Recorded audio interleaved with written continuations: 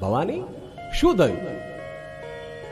આ મારું પિયર છે, મારા બાપનું ઘર છે હિમાલય. મને અહીં કઈ ચેન નથી પડતું. આપણે બીજું ઘર વસાવીએ, બીજી કોઈ જગ્યાએ રહેવા જઈએ આપણે.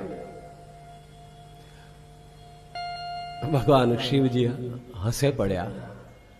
ભવાની, એ પણ સમય આવશે. આમ પણ અહીં શાંતિ નથી મળતી, એના ઘણા બધા કારણો છે. ભગવાન શિવજી કહે છે આપણે આ સ્થાન છોડી અને નવા સ્થાનમાં નિવાસ કરવો છે, કારણ કે ભૈરવ દેવનું મન અહીં ઉદાસ રહ્યા કરે છે.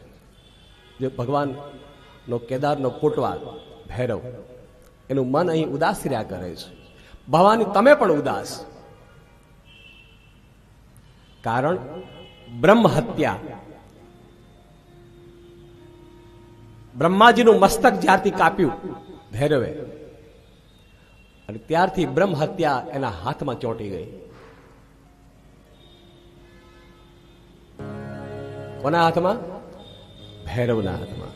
ભૈરવ એ શિવ જ છે, શિવનું જ રૂપ છે.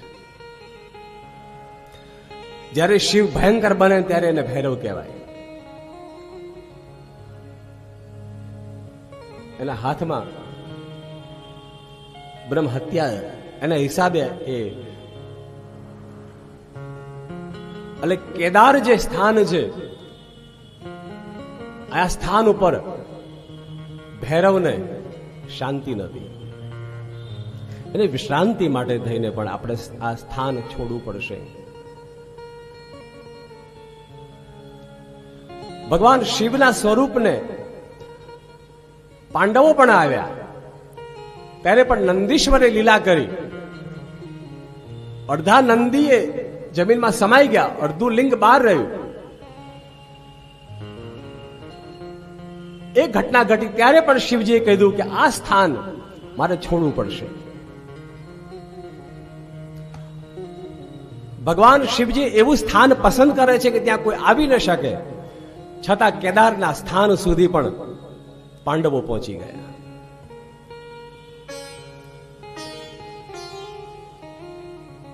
ભગવાન શિવજી એવું સ્થાનમાં રહે છે કે ત્યાં કોઈ આવી શકે જ નહીં.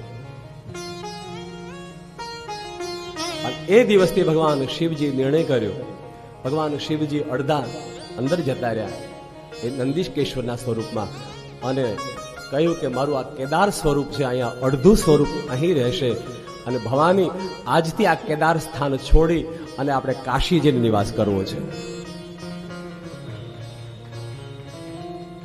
આપણે દિવ્ય સ્વરૂપે આ સ્થાન છોડી દઈએ. દિવ્ય, અતિ દિવ્ય સ્વરૂપે ભગવાન શિવ અને પાર્વતીએ કેદારના સ્થાનને છોડી અને ત્યાં શિવલિંગની સ્થાપના કરી દીધી જ્યોતિર્લિંગ તરીકે.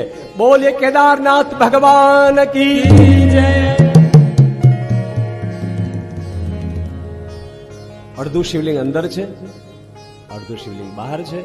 પાંડવોના વખતે ભગવાન શિવજી ત્યાં સ્થાપિત થઈ ગયા જ્યોતિર્લિંગના સ્વરૂપે, અને દિવ્ય સ્વરૂપ લઈ અને ભગવાન કાશી આવતા રહ્યા. હર હર ભોળા હરી ધૂન લાગી, હર હર ભોળા. કાશી ક્ષેત્રની અંદર, અવિમુક્ત ક્ષેત્રની અંદર તેઓ દિવ્ય, અતિ દિવ્ય. ભગવાન શિવજી એટલે તો દિવ્ય, તો દેવતાઓ દિવ્ય કહેવાય, પણ દિવ્ય અતિ દિવ્ય સ્વરૂપ લઈ અને ભવાનીની સાથે આ કાશી ક્ષેત્રમાં નિવાસ કર્યો. પણ અવ્યક્ત હતા, વ્યક્ત નહોતા, કોઈ સ્વરૂપ નહોતું ભગવાનનું.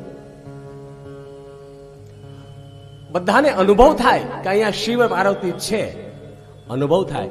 અને મારા ભાઈ બહેનો, આ કાશીનગરમાં એક વસ્તુ ખાસ, અહીં શિવનો અનુભવ કરવા જેવો છે. અહીંયા રખડવા જેવું નથી, અહીંયા ફરવા જેવું નથી. અહીંયા ગંગાના કિનારે બેસો, કોઈ આશ્રમમાં બેસો, અરે કથામાં બેસો, અને કોઈ થોડીક એવી સાધના કરો ના, તો તમને શિવનો અનુભવ થાય ને થાય. આ અનુભવનું ક્ષેત્ર છે. અહીંયા દિવ્યતા છે, અહીંયા એવી ચેતનાઓ ફરે છે, અહીંયા તમને અનુભવ થશે. થોડુંક મનને પવિત્ર કરો, મનને થોડું સ્થિર કરો, થોડું પવિત્ર કરો, થોડું સ્થિર કરો. આ બે કામ કરો. અહીંયા આવ્યા છો, હજી થોડા દિવસ બાકી છે.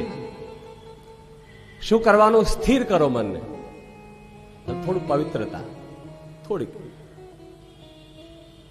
આ બે વસ્તુ જો સિદ્ધ થશે તો ચોક્કસ તમને શિવનો અનુભૂતિ જેને કહેવાય, તમને સ્પર્શ થશે તમારા દિલને, મારા ભોળાનાથનો. અને એ અહીંયા થાય છે. બધા દેવી દેવતાઓ, સપ્તર્ષિઓ અહીંયા આવીને અનુભવ કરવા લાગ્યા.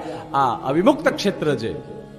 અહીંયા આવો એટલે કાશીનો તો નિયમ જ છે. કાશીમાં તમે આવો ને એટલે તમારું મન આપોઆપ ધીમે ધીમે ધીમે ધીમે ધીમે કરતા કરતા પાપ છોડવા મળે. અહીંયા તમને પાપ છોડવાનું મન થાય જ.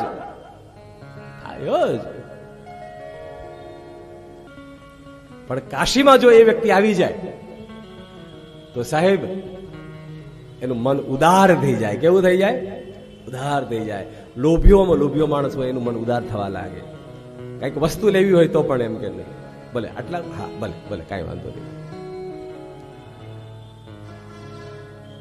કઈક દાન આપવું હોય, કઈ પુણ્ય કરવું હોય તો પણ પોતે ઉદારતા રાખે. એ કાશી ક્ષેત્ર છે.